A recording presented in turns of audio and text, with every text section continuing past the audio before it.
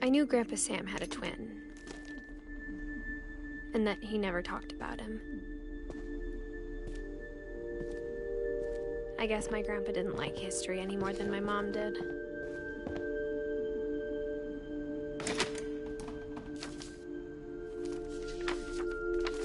How I Want to Remember My Brother by Sam Finch. The thing I remember is that when he made up his mind, that was it.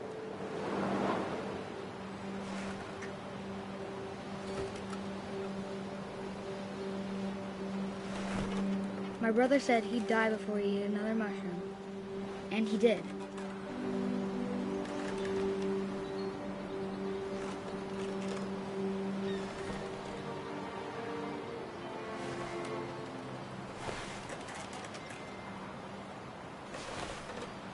At Barbara's funeral, we swore we'd never be afraid again, and he wasn't. I think Calvin always wanted to fly.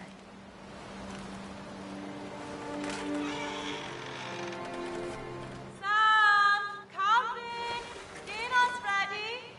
Coming! But that day, he finally made up his mind to do it.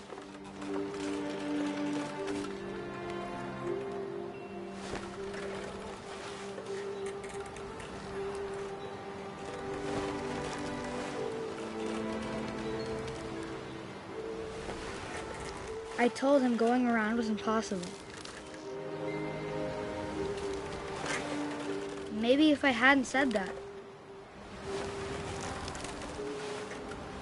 Calvin, I'm not gonna tell you again. Maybe if the wind hadn't picked up.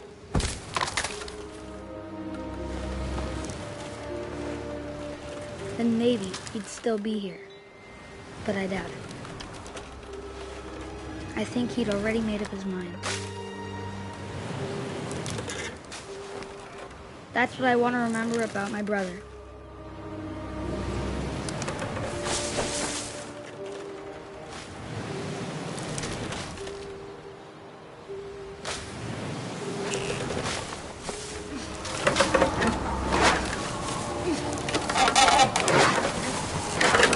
The day he made up his mind to fly.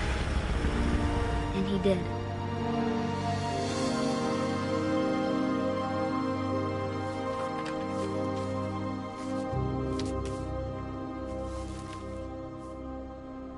Calvin's story felt strangely familiar. When I was younger, I remember trying to do the exact same thing. After the funeral, Edie roped off Calvin's half of the room. Mom said Grandpa Sam enlisted at 18 and never set foot in the room again.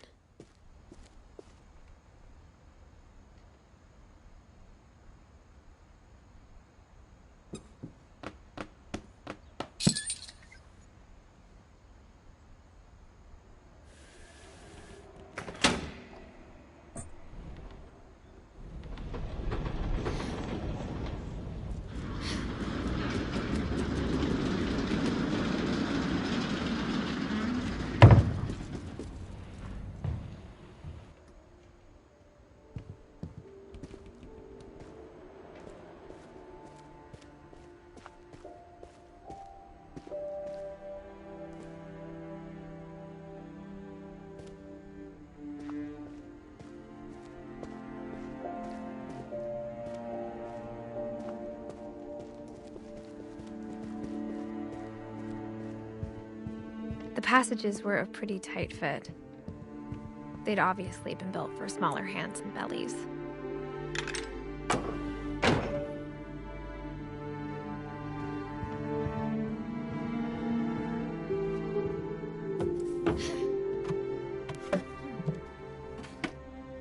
Growing up, I always thought of Barbara as a child star.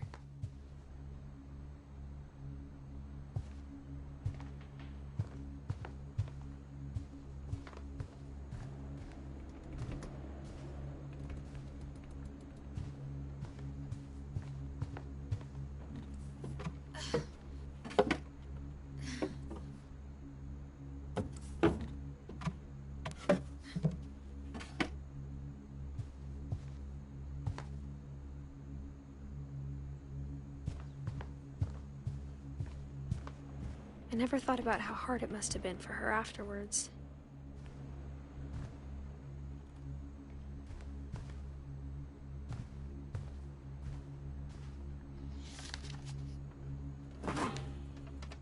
Of all the stories people wrote about Barbara's death, I'm surprised Edie saved this one.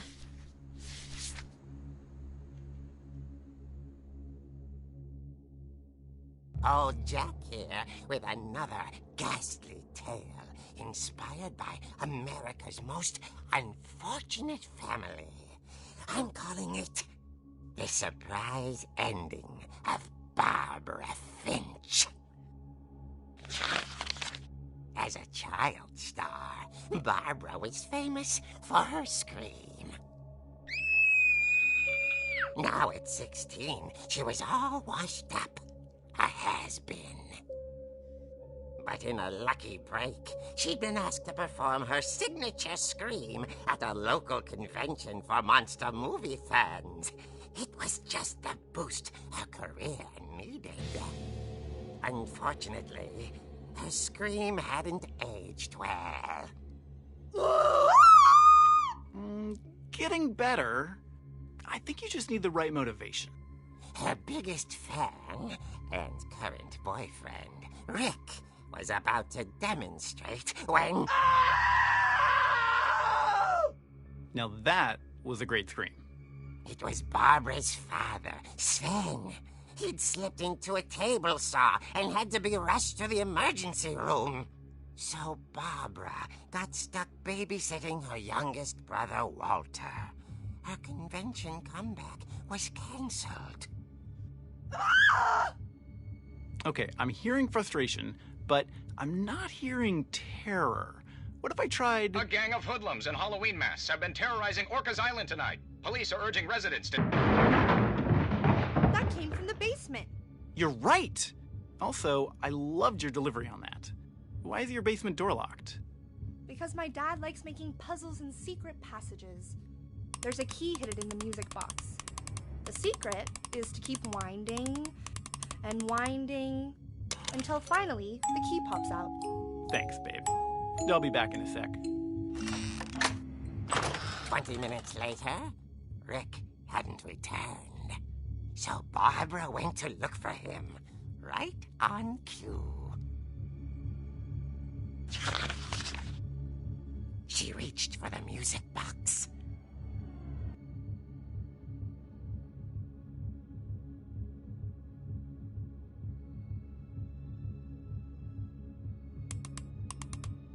And as she wound the key, she listened for Rick, but the house was silent.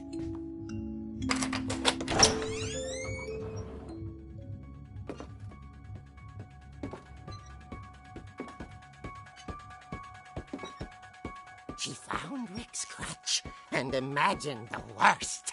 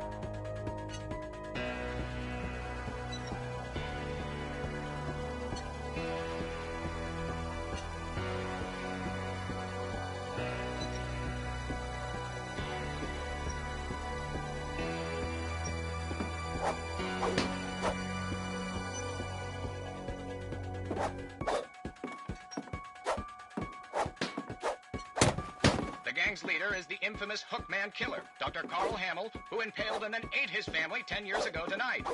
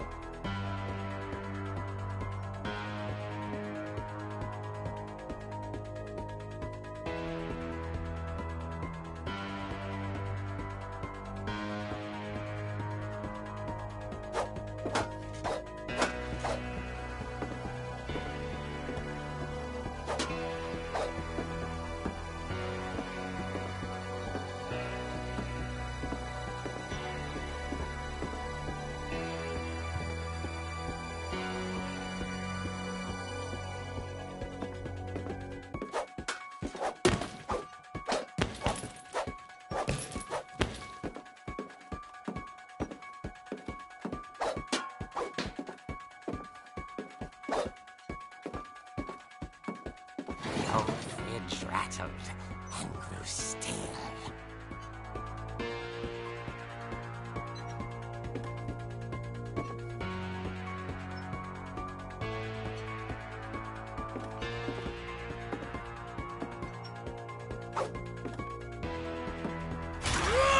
Oh dear! Oh! Rick?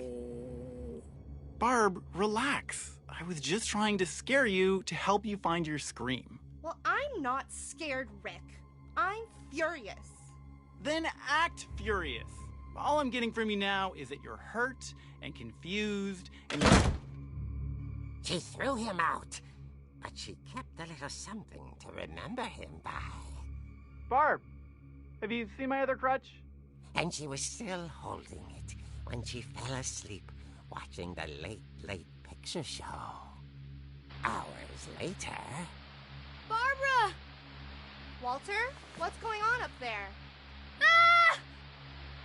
Okay, I'm coming up, but if this is a trick, you're dead, Walter.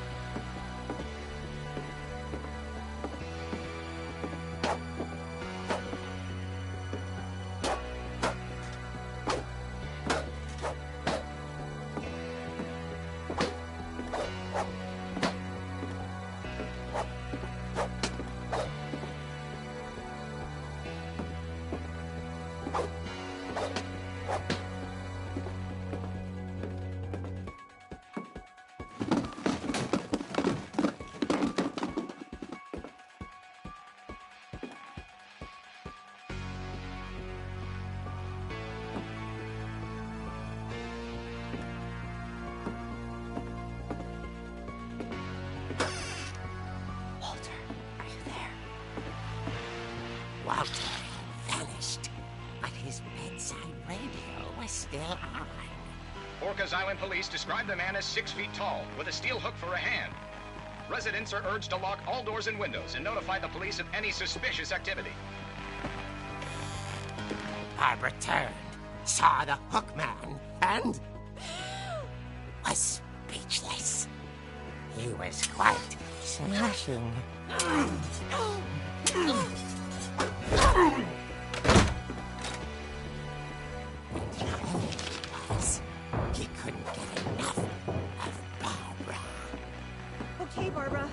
gotta be another way out of here.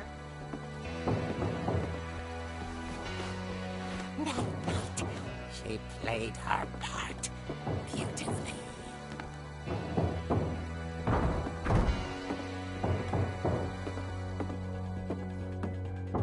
Molly's door hadn't been opened in years. The hinges groaned.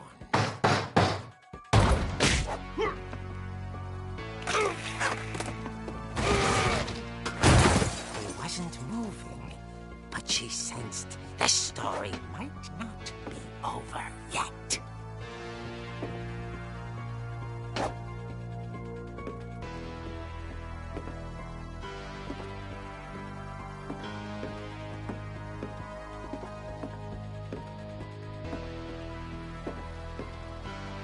The hookman had vanished. She listened for his breathing, but all she heard was...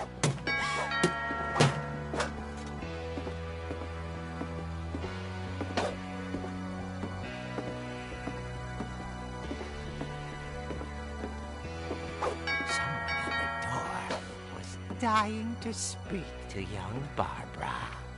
At the door, she heard whispering. It was coming from inside the house.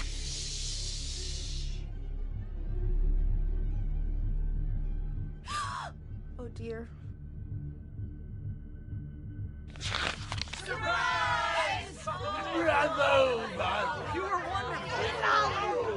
monsters had come to surprise her.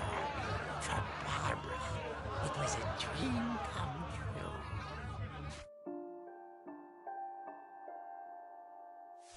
Then she saw what kind of monsters they were, and she realized what was about to happen.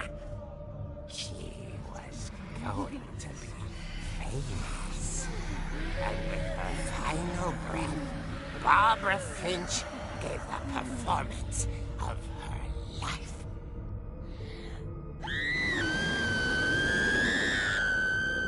I wasn't there myself, but I hear Barbara was magnificent. Poor girl. She had a taste for stardom. But unfortunately, so did her fans. Of course, the police blamed it all on poor Rick, who disappeared the same night. And little Walter? Hiding under his bed the whole time. He took it all pretty hard, but that's another story. As for Barbara, tucked inside the music box is all they ever found of her. Her ear. Now that's what I call a real eerie tale.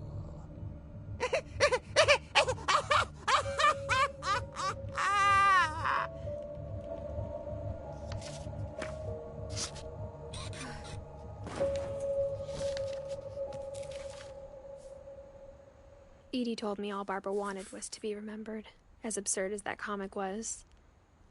Maybe what Edie saw was a happy ending.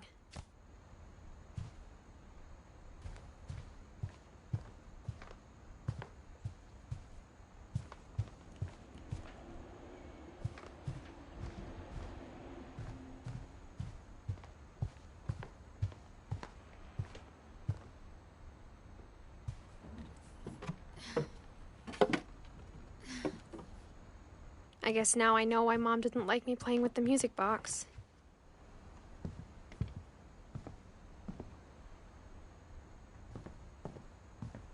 Whenever people ask me about my family, the first thing they always want to know about is Barbara. It's funny. All those times I played with the music box and never found the basement key.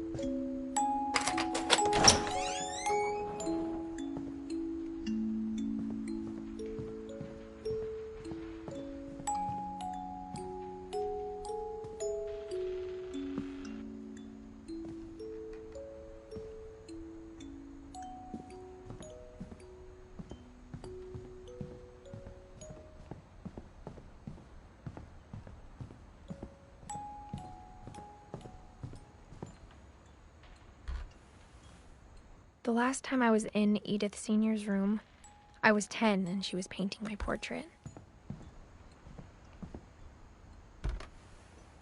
As a kid, I just assumed every house had peepholes and sealed rooms you weren't allowed inside of. My Grandpa Sam spent 7 years sharing a room with his dead brother, Calvin.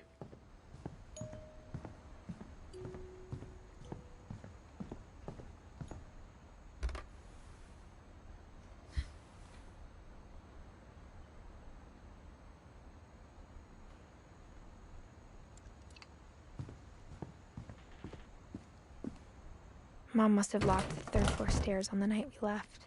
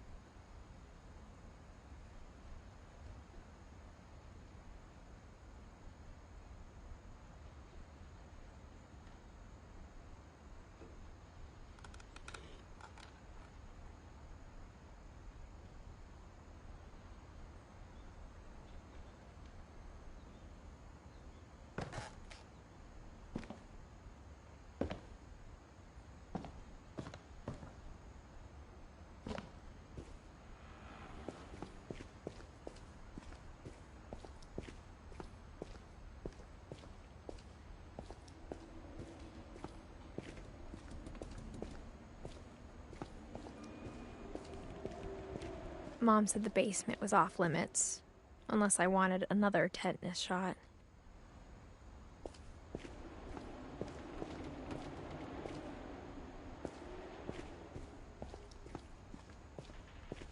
I saw Edie sneak down to the basement once, carrying packages.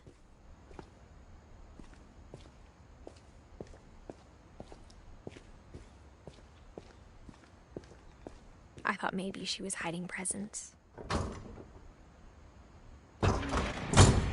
It turned out she was hiding a lot more than that.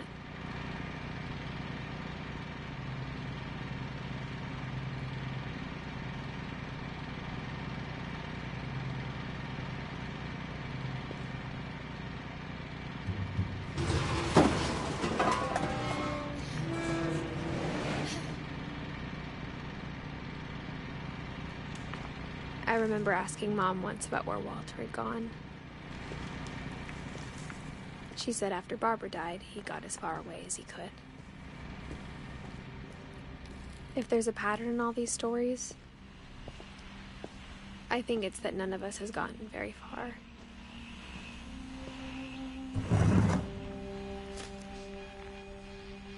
Goodbye, everyone. I can't believe I've been down here for 30 years.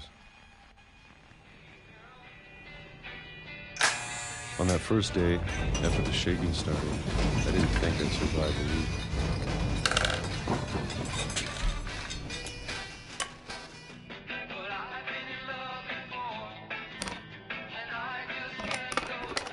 But after a few days, I settled into a routine.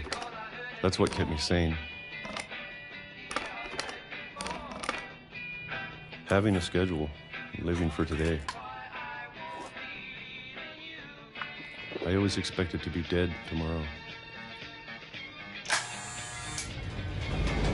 But if you wait long enough, you get used to anything.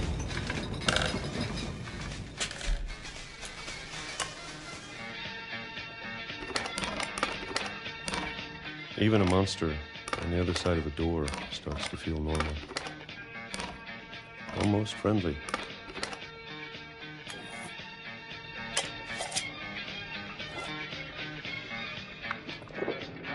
And then one day, everything just stopped. Whatever that thing was, it was gone. Maybe it got tired of waiting. Or maybe I just got tired of being afraid.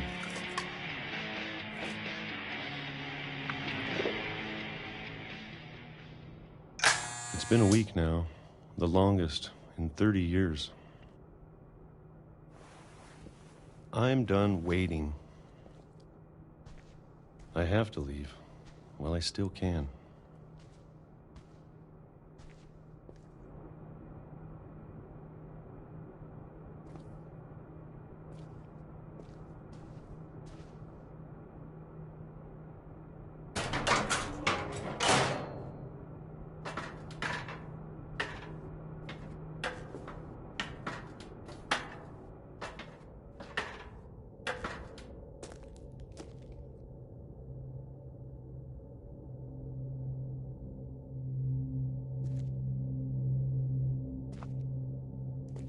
I know it's out there, somewhere.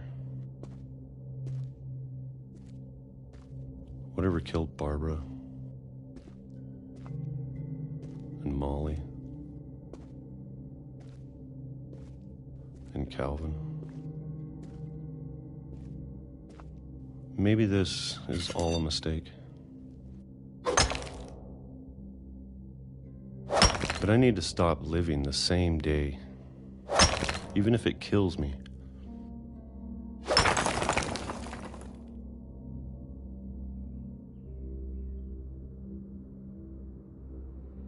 Whatever's out there, I want you to know I'm ready for it.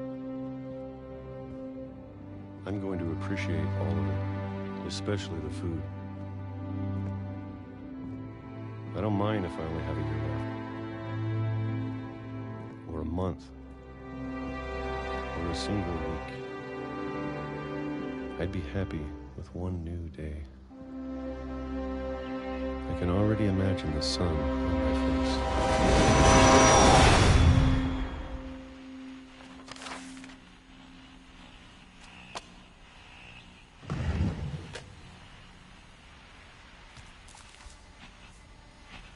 Walter died when I was 6. I can't believe my mom never told me he was down here.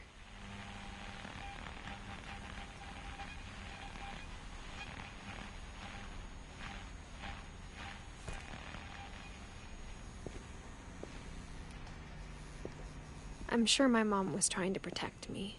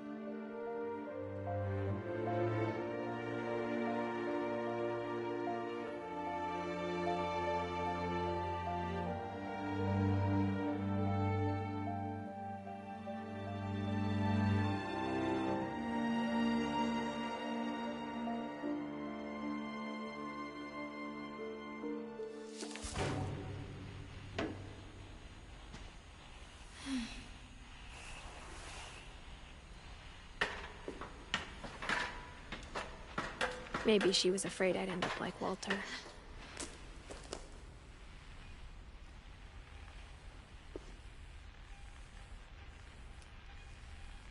But if she never told me about an uncle under the house, I can only imagine what else she was hiding.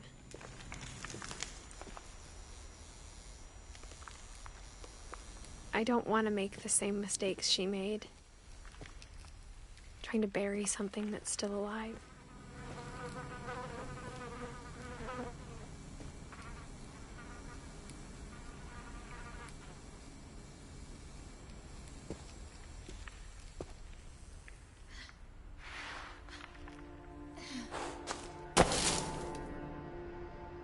Now that there's only one of us left, or maybe two, I thought it was time I heard the stories for myself and found out what happened to everyone else. But now I'm worried the stories themselves might be the problem. Maybe we believed so much in a family curse, we made it real.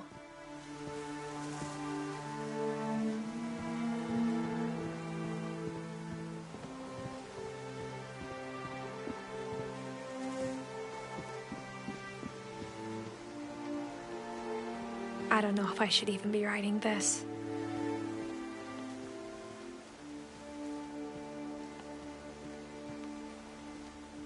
Maybe it'd be better if all this just died with me.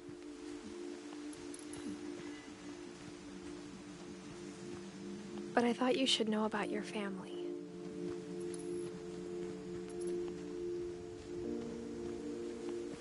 And the history you're a part of.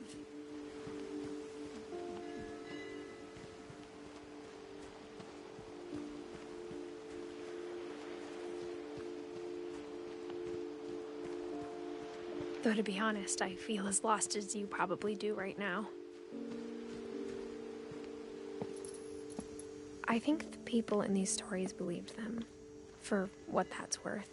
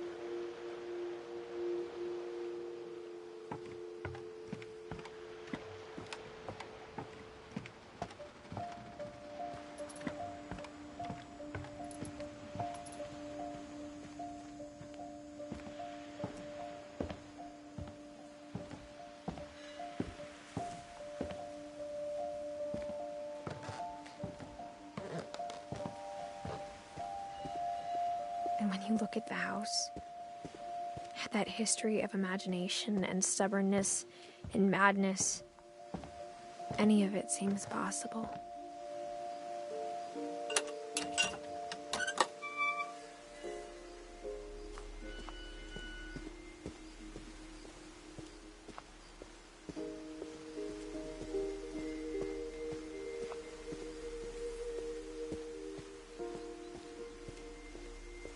I think we've been surrounded by death for so long, we've just gotten used to it.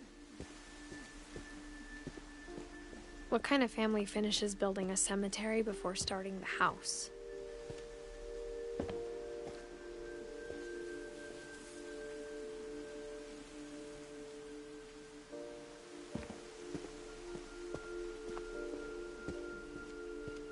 It's embarrassing for me to admit this, but the pet cemetery made me more uncomfortable than the human one. 3 of the gerbils are mine, and 2 had been my fault.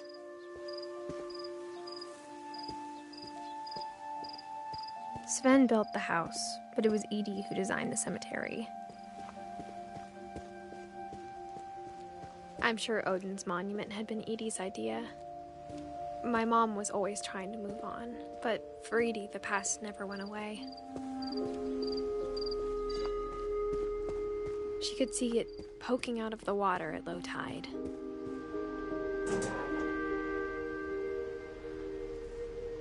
Edie said she dreamed about the old house every night.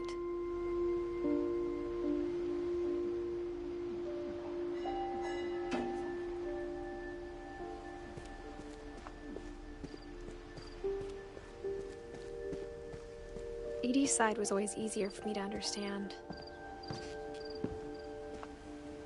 But the older I get, the more I can see where my mom was coming from.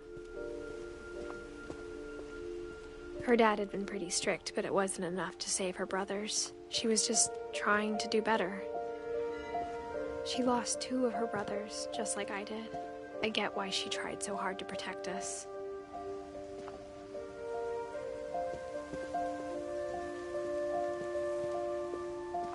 There's so many things I wish I could ask my mom now. Part of me thinks this is what she wanted all along. For me to come back someday and find everything out for myself.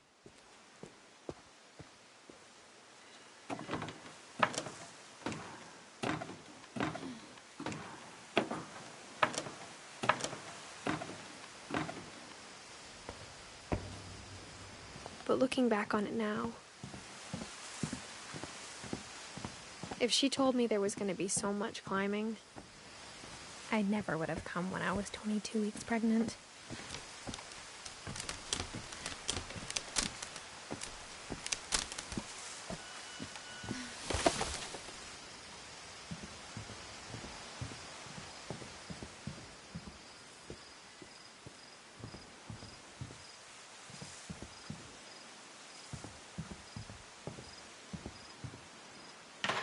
I never met Grandpa Sam, but I think he and my mom had a lot in common.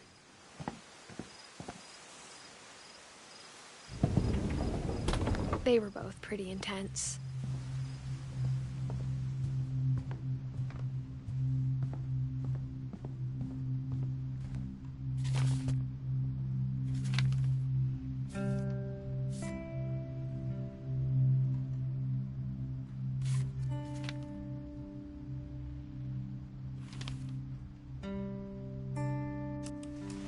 Dawn, I promise, you'll never forget this weekend.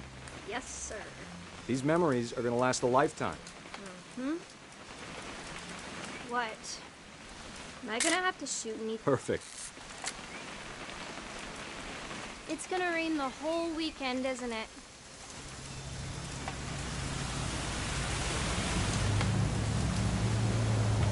I will never forget this weekend, Dad. That's the spirit. Smile, Dawn. Okay, got it. I'm gonna take some pictures, okay? Just be careful. That camera's older than you are. Aw.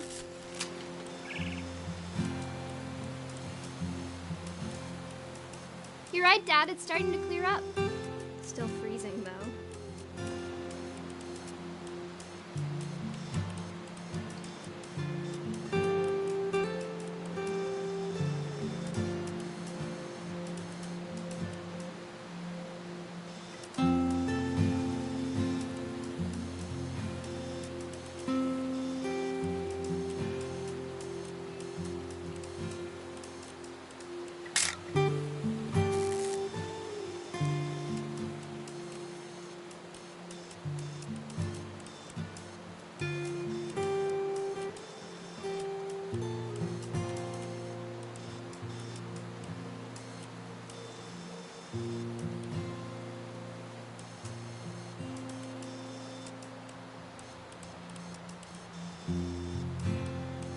Definitely should not have drunk all that coffee. Hold still while I take a picture of you. I definitely... Hey! That's a keeper. Nothing quite like being outside. I'm just saying, I'm not always gonna be here, Dawn. You'll need to remember this stuff, if you want to survive. I'll be fine, Dad. You know who else thought he was gonna be fine? Some guy who died. Dawn, I'm being serious. I know, Dad. You're always serious. Doesn't being out here make you want to chill out? Well, to tell you the truth, I haven't been out here in 20 years. Don, don't you think you could find something more interesting to photograph?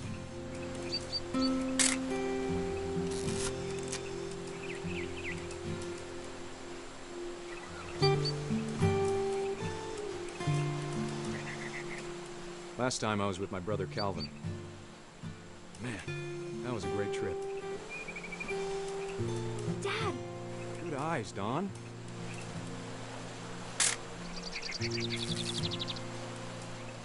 Before you take the shot, let me get a picture of you. Dad... Let me get behind you. Do I have to do this?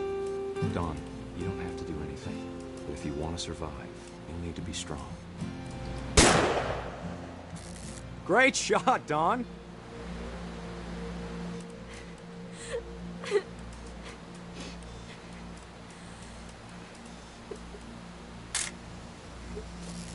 I'm proud of you, Don. Always remember that, okay?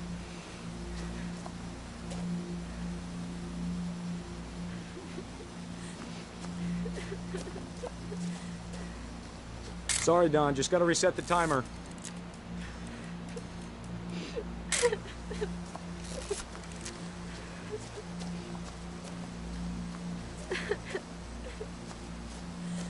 Dad, it's twitching. I think That's it's totally so... normal, Don. Just focus on the camera. Try not to think about... Dad!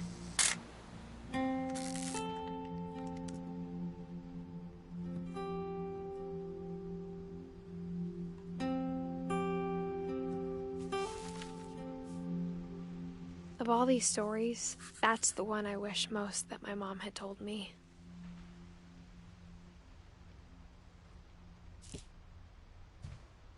Sam spent his life shooting photos, but Mom said he got nervous being in front of the camera. I guess we're all afraid of something.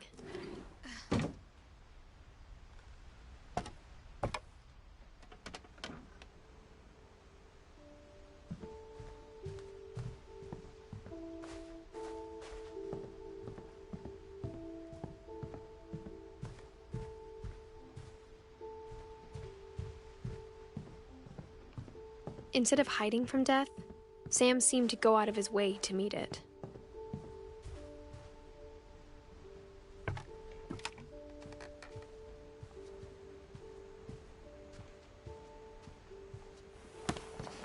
After Sam died, my mom and Edie got really close. They'd both lost a lot.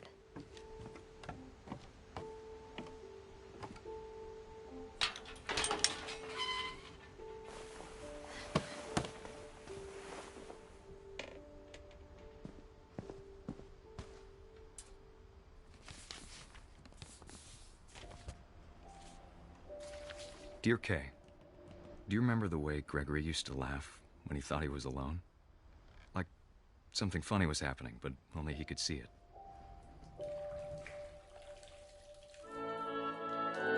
I think he saw things the rest of us don't.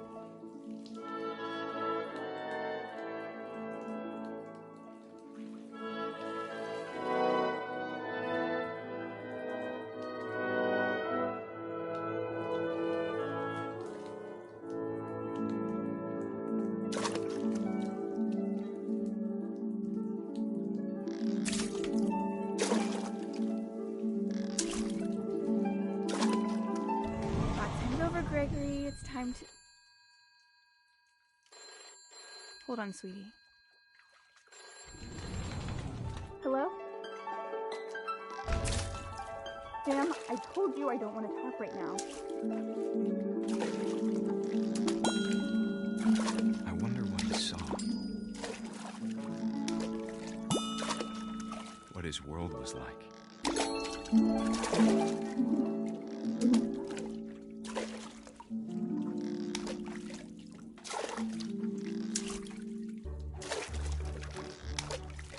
Reminded me so much of Calvin.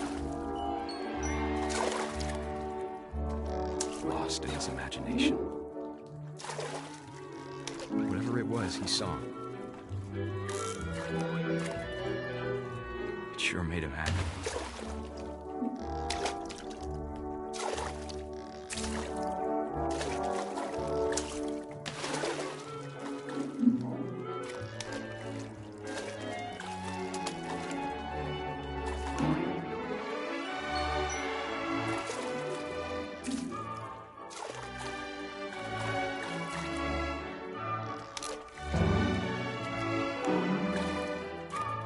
Silly it sounds.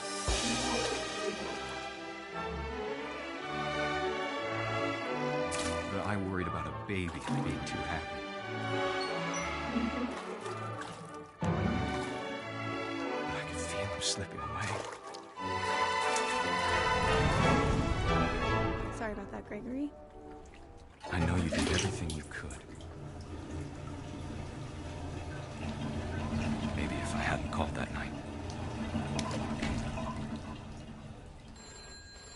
Damn it. Hold on, I don't want Gregory to hear this.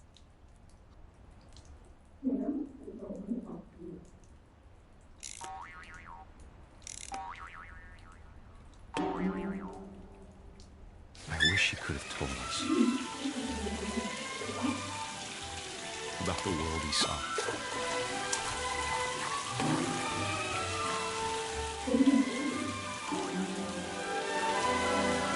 There's so much I don't understand about Gregory, about everything.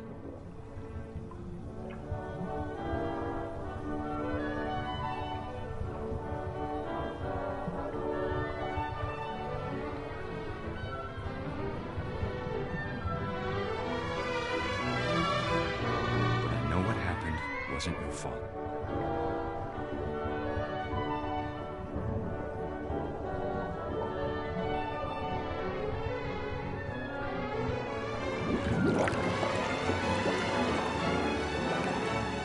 I'm sure he's happy.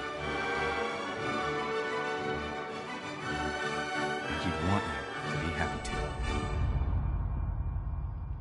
Good luck, Kay. Love, Sam.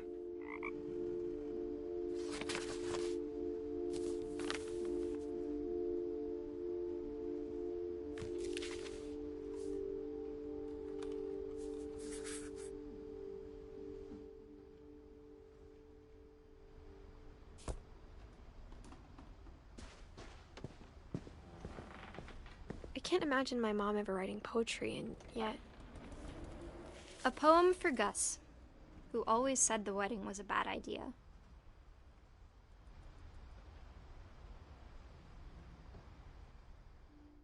Our father never hit us kids, at least not very hard, before the day my brother said with teenage disregard that he'd be dead before he'd see a wedding in our yard.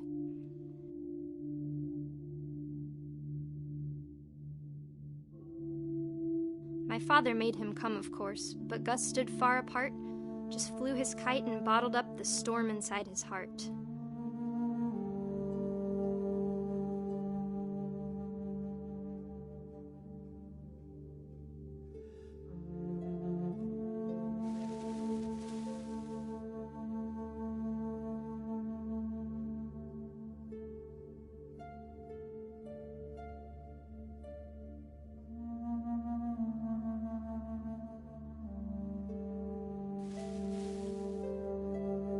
I tried to talk him out of it, but though he'd never met her, "We don't need a stepmom," were the words that I remembered. I now pronounce you husband and wife.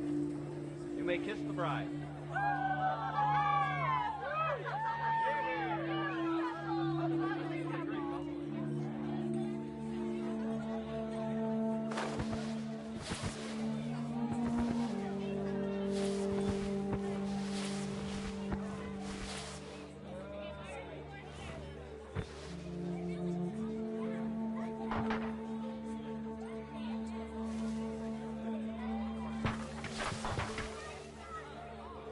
When the time for photos came, Dad ordered him to come here.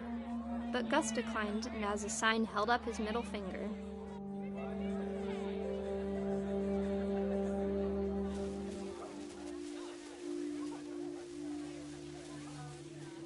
The wind picked up and panicked geese appeared and quickly went. But all the humans did that day was go inside the tent.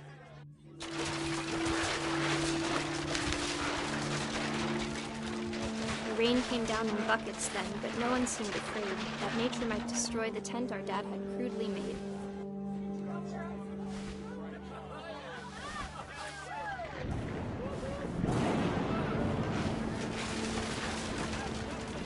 The thunder sounded much too close and full of angry power. But all my father said to this was, "Make the music louder."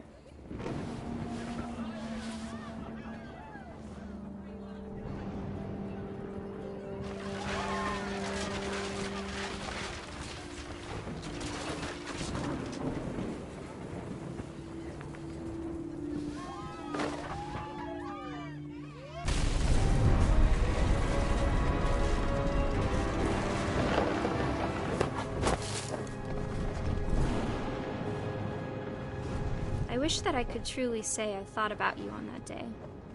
Out there on the beach alone, just you, the wind, the sea, and foam. But I didn't, until we found you.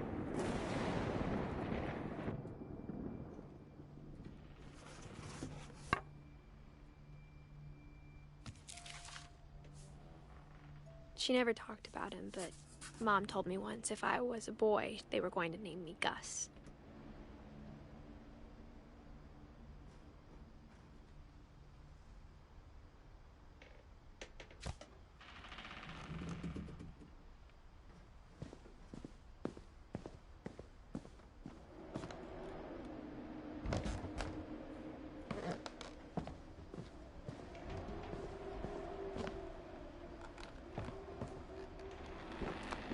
My mom moved up to the loft after her brothers died.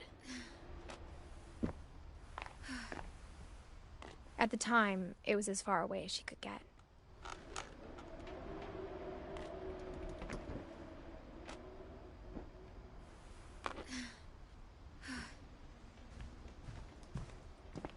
She spent a summer building houses in Calcutta, where she met my dad, Sanjay.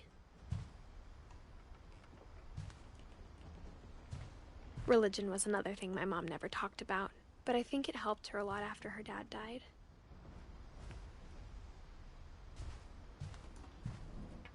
My mom moved to India a week after graduation and got a job teaching English. Louis was born a year later.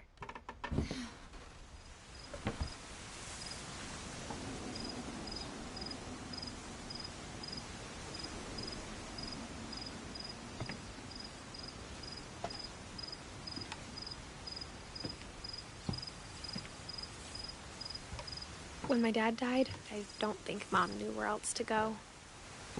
I'm sure Edie was happy to have her back. The house had to get a little bigger, but Edie was used to that.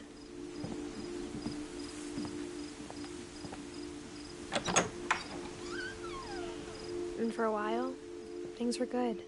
Almost normal, but it didn't last.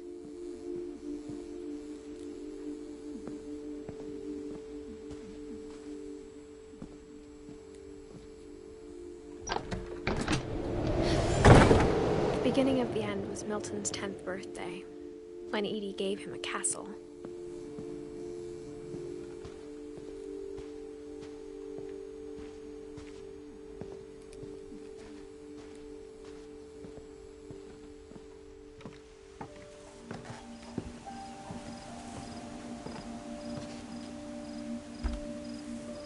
After Milton disappeared, the only thing he left behind was a room full of paintings.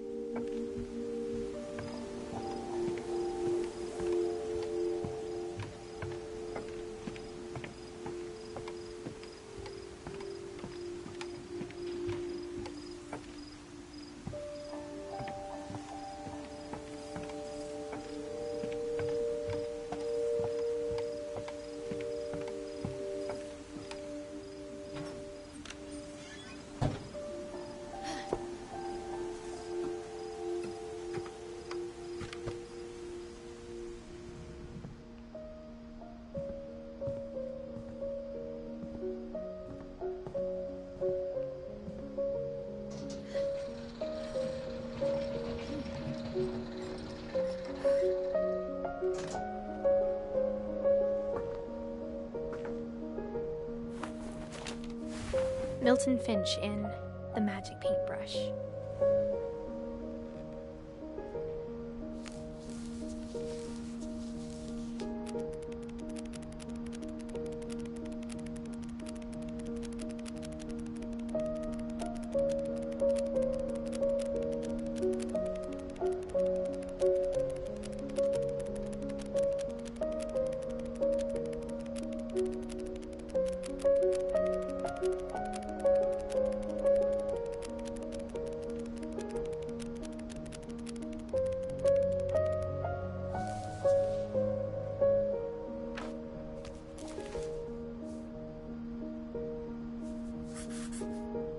I was 4 when Milton disappeared.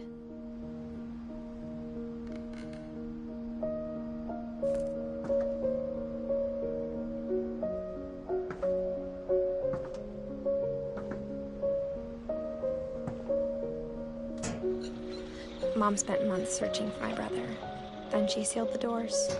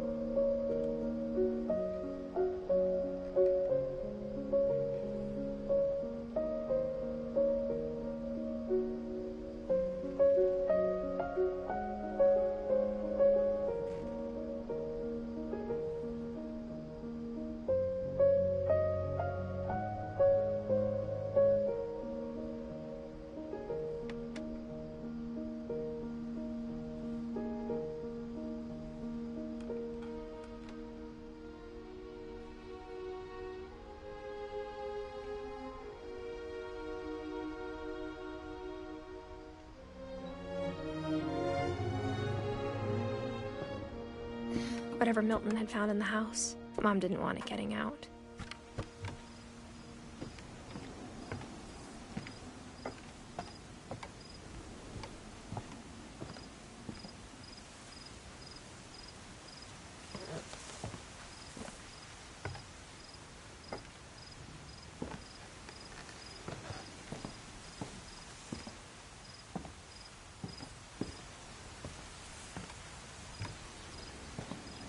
Mom definitely blamed Edie, but I think Louis blamed himself.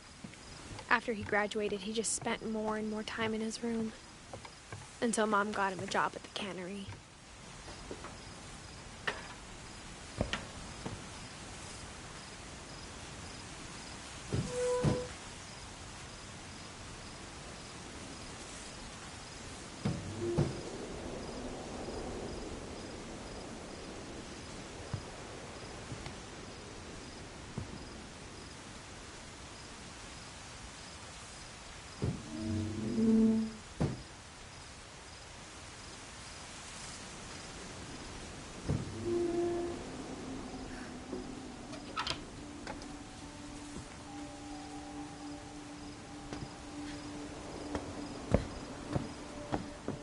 Louis's room smelled very, very familiar. That part of him lived on.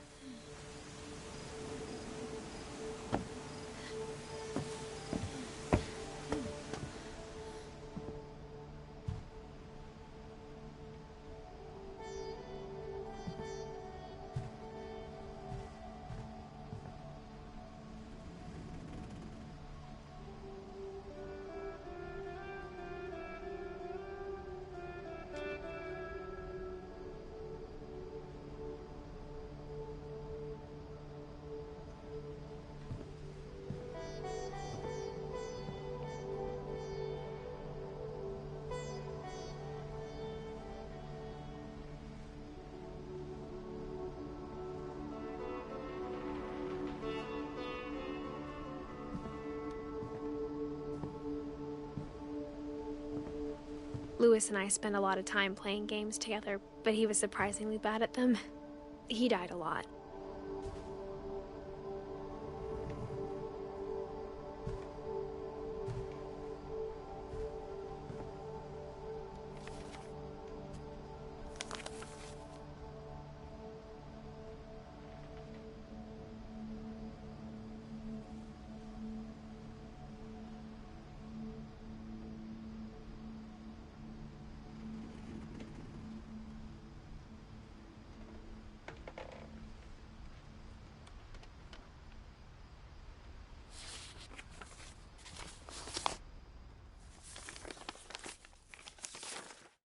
Dear Mrs. Finch, as Lewis's psychiatrist, I can understand your desire for an explanation.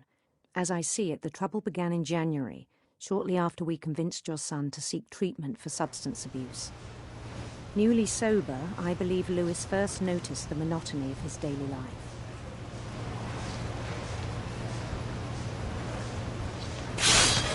He kept working at the cannery.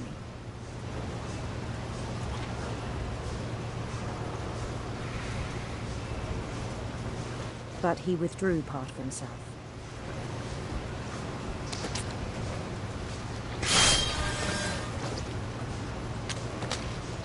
In our sessions, I saw the same behavior.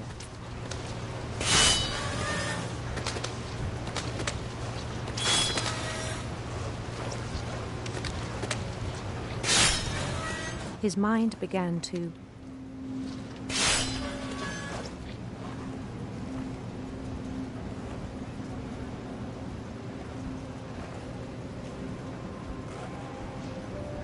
wander. I asked him to describe it. He said he started small, imagining a labyrinth. He'd feel his way about. Then something moved. Bats. And toads.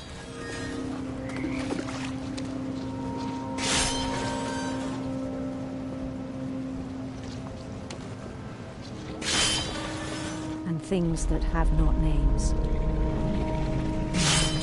He knew it was all in his head.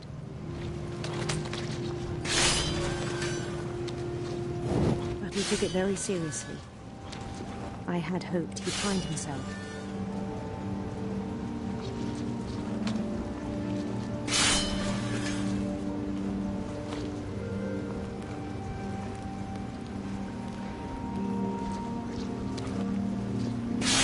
But he found something more. I worried about him then. Daydreaming at the cannery. I spoke with his boss. But he said Lewis had become a model employee. Methodical, tireless, focused. Like a whole new Lewis.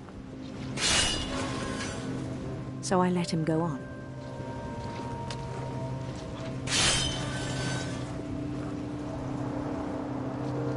I even encouraged him. It seemed very promising at first. He told me he'd made a new friend.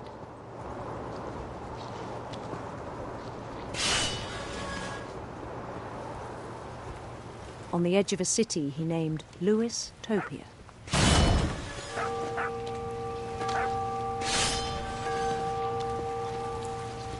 He built the city up slowly, brick by brick. Then he made musicians.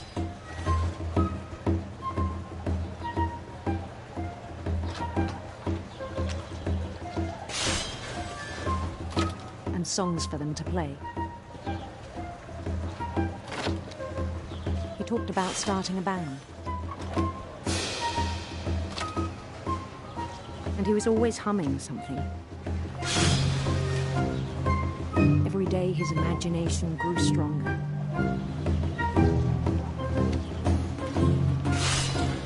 He no longer spoke at the cannery. But his chopping was as reliable as ever. Then one day it struck him that all the cheering crowds, even the stones under his feet, were all in his imagination. So he could do whatever he wished.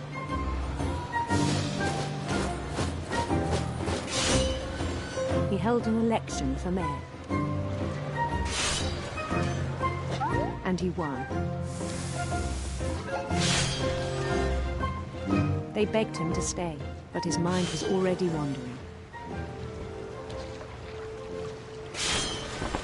It became a game for him.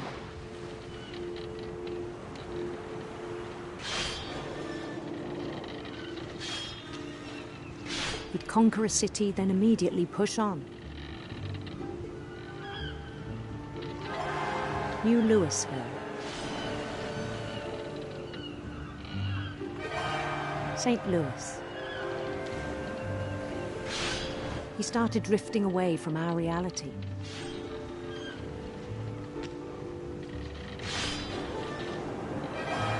Minneapolis, until one day he forgot to go home from the cannery. Even as his mother pleaded with him, part of Louis kept sailing on.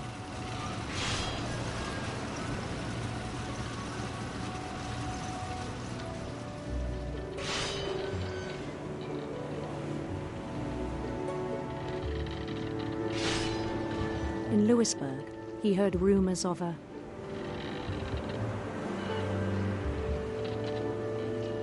beautiful prince.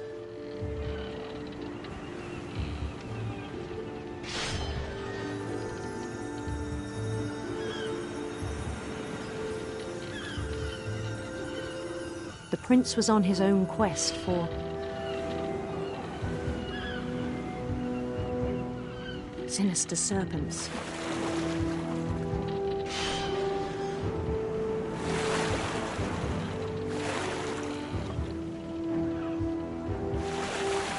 He followed the sound of his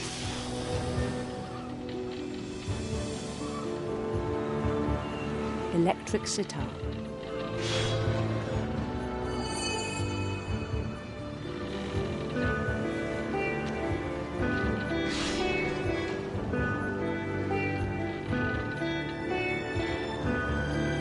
His chase led him to a golden palace east of the sun and west of the moon.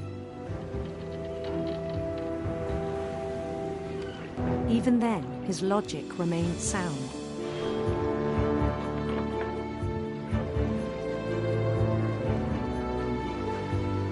He knew the world was all in his imagination.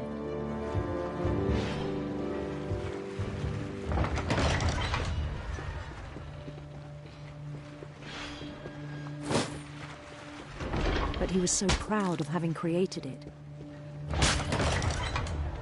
In his own eyes, he'd become something greater than a king.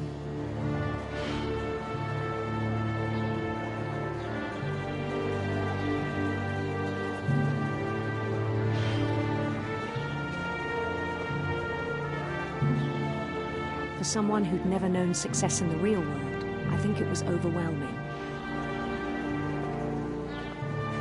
And then it struck him that the real Louis was not the one chopping salmon, but the one climbing the steps of a golden palace.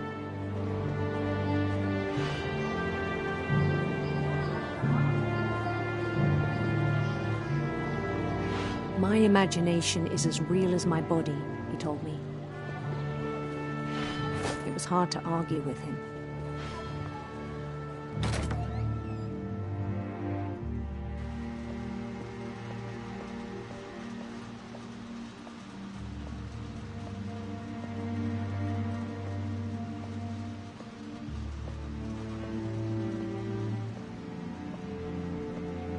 Began to forget the world we know.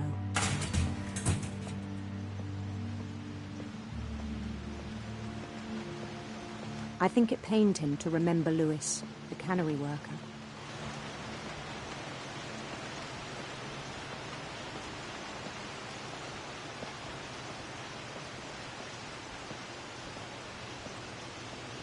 He began to despise the man with a royal contempt.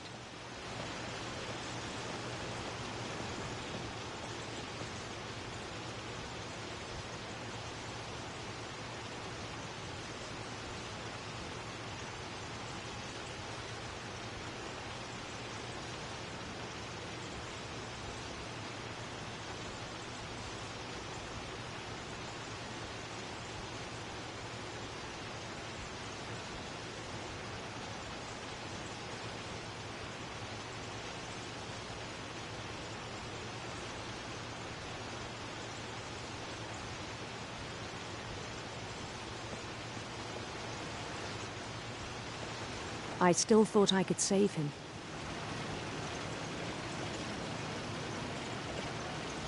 Even after he said he was being crowned king over all the lands of wonder.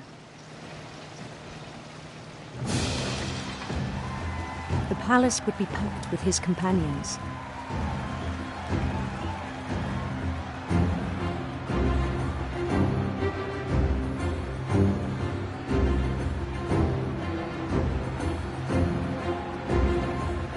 Including the wise Calico who'd insisted on advising him.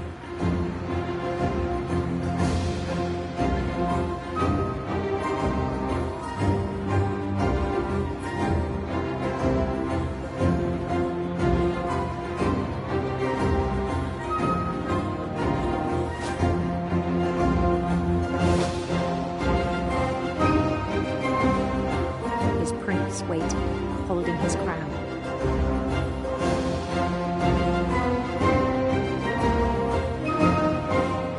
There was only one thing left to do.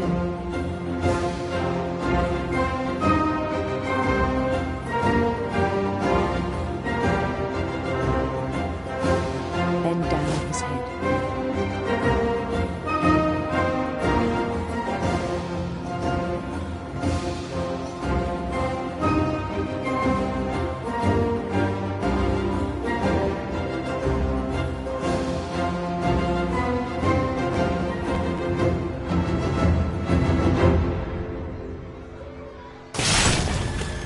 I think you know.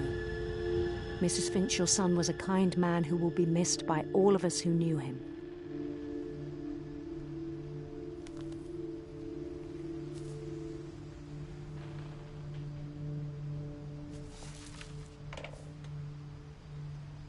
My brother was really cool.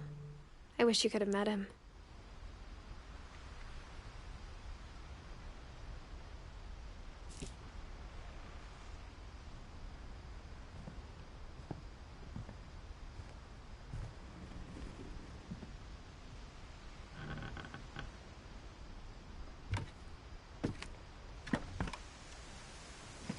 On the way back from Lewis's funeral, my mom told me to start packing. She waited until the day before we left to tell Edie.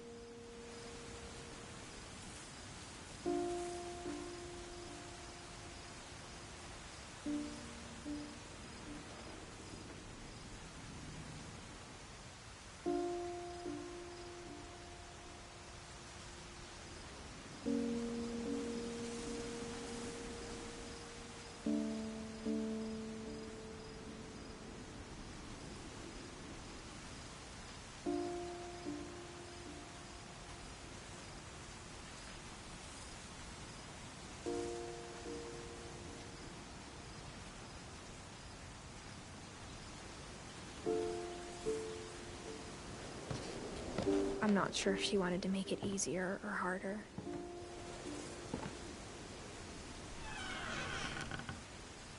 I wish we'd stayed.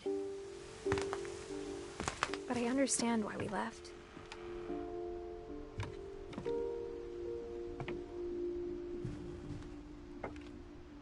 My mom ended up leaving everything behind.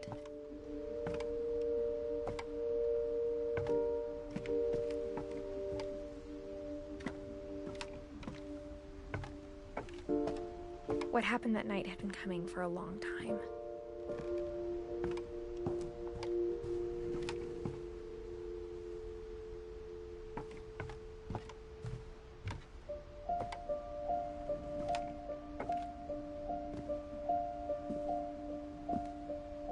Maybe it should have come sooner.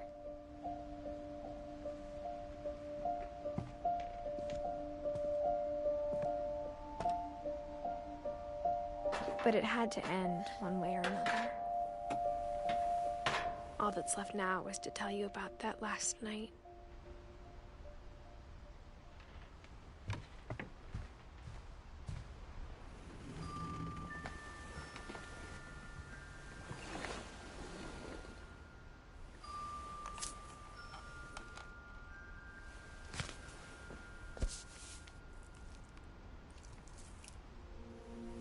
That whole last day, Edie just watched us pack and didn't say a word. Until supper, when she raised her glass and said, "To our final night together, and all our final nights apart." Grandma, you know what I said about alcohol. Some of your medications are very Edith, specific. I left a present for you in the hallway. Why don't you go open it? The grown-ups have to argue now. I'm sorry, you're right. We're all leaving tomorrow. Let's just enjoy our last... I'm not leaving. Edith, you're excused.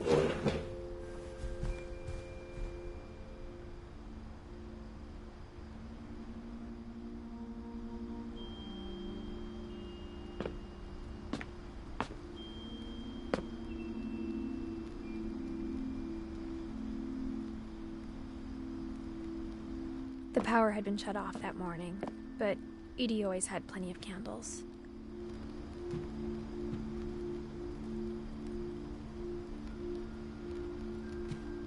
When my mom sealed the library, I don't think she knew about the other entrance. Or that Edie had a key to it.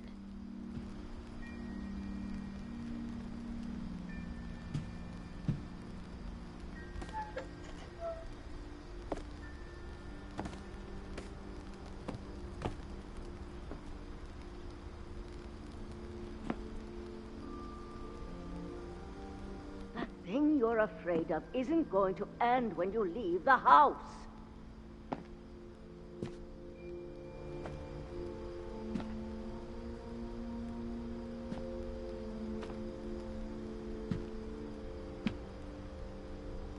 Edith has a right to know these stories. My children are dead because of your stories. I think it's best if Edith and I leave tonight. We'll have the nursing home send a van for you in the morning. Okay?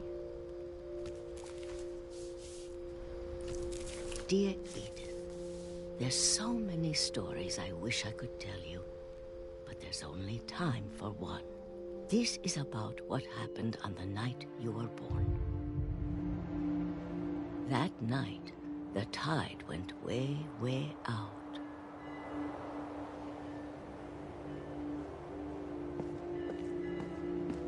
It was the first and last time I ever saw the old house aground. There'd been an earthquake out in the middle of the ocean.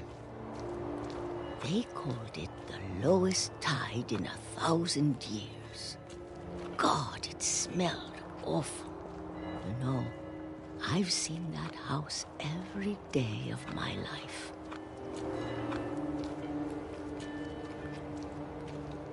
But I never thought I'd go back to it.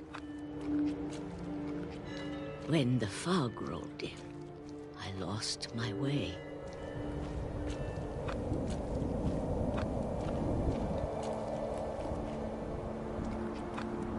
I got turned around.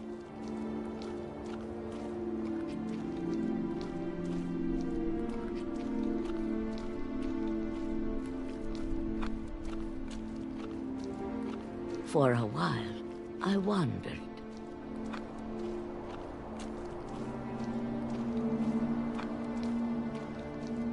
I started seeing things.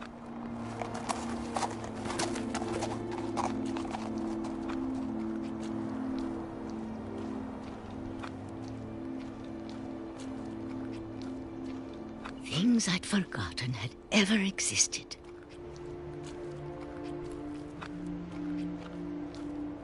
But when I saw them, they felt like old friends. That night, a lot of things came back to me. Or maybe I came back to them.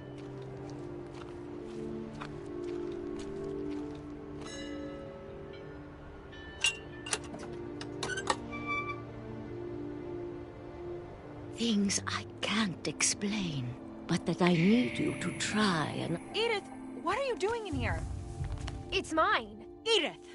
Mom, you're gonna rip it! Let go!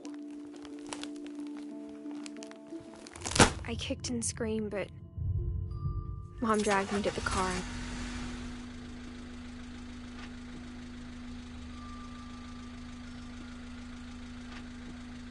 I never saw Great-Grandma Edie again. The next morning, the van came to pick her up, but she was already gone. After that, we moved around a lot.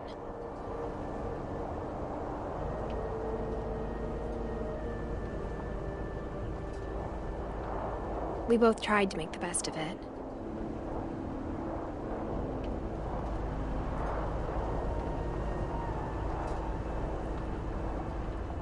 A few years went by.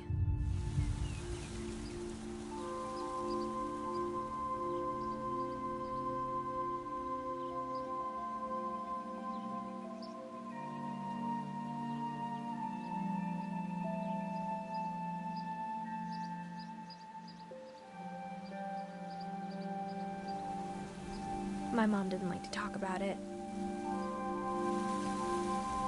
But she started getting sick a lot. The rest happened pretty quickly.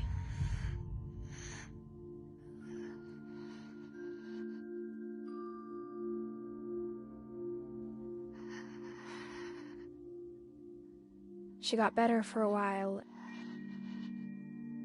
and then she didn't.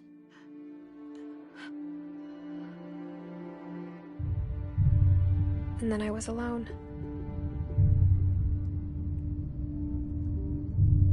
The last Finch left alive.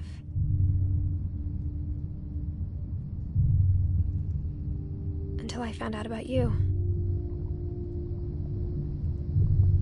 I'm still not sure what to tell you about all this. If we lived forever, maybe we'd have time to understand things. But as it is, I think the best we can do is try to open our eyes. And appreciate how strange and brief all of this is. This journal was supposed to be for you. But now I hope you'll never see it. I just want to meet you and tell you all these stories myself. But I guess if you're reading this now, things didn't work out that way.